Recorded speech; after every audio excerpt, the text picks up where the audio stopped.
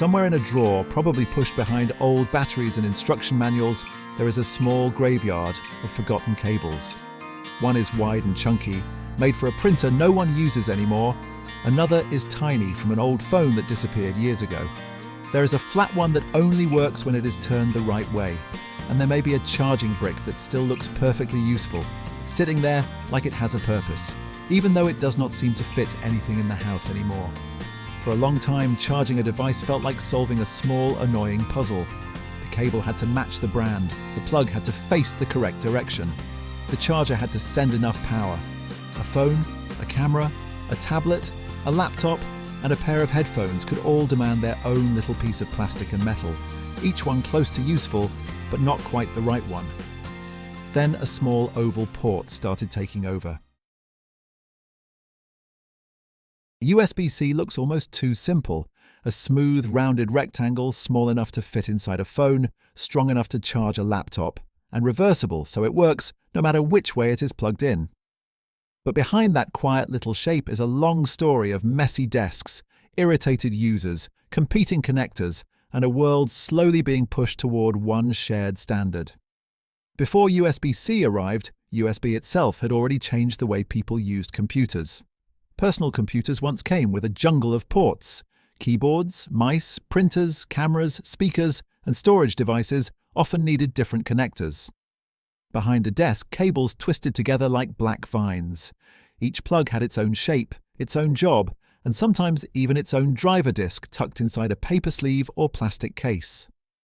USB, short for Universal Serial Bus, was created to make that world less chaotic.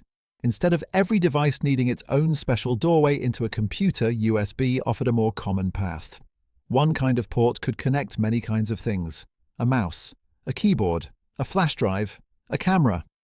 Slowly, USB became one of those technologies people stopped noticing because it was everywhere. But Universal did not stay simple forever. There was the familiar rectangular USB-A plug, the one people flipped over, failed to insert, flipped again, and somehow still got wrong. There were larger square-shaped connectors for printers. Then came mini USB, micro USB, and different versions scattered across phones, cameras, game controllers, portable speakers, and small gadgets tossed into bags and drawers. The promise was convenience. The reality was a drawer full of cables that were almost right. As devices became thinner, lighter, and more powerful, the older connectors began to feel out of place. Phones needed slimmer ports. Laptops needed faster data. Tablets needed stronger charging.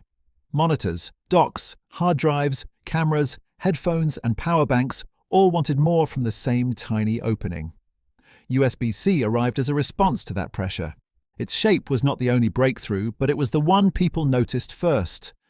No more turning the cable over 3 times under a desk. No more fumbling beside the bed in the dark, trying to feel which side faced up. The connector was reversible. It was compact. It felt cleaner, newer, and more suited to the devices people were now carrying everywhere. But the real power of USB-C was not only in the shape. A USB-C port could carry data. It could deliver power. It could connect to screens. It could charge a small pair of earbuds or help power a full laptop. Depending on the device and the cable, the same oval opening could support very different abilities. That made USB-C incredibly useful, but also strangely confusing. 2 cables could look almost identical, while one only charged slowly and another handled fast charging, high-speed data, or video output. That is one of the odd twists of USB-C. It made the outside simpler, while the inside became more complicated.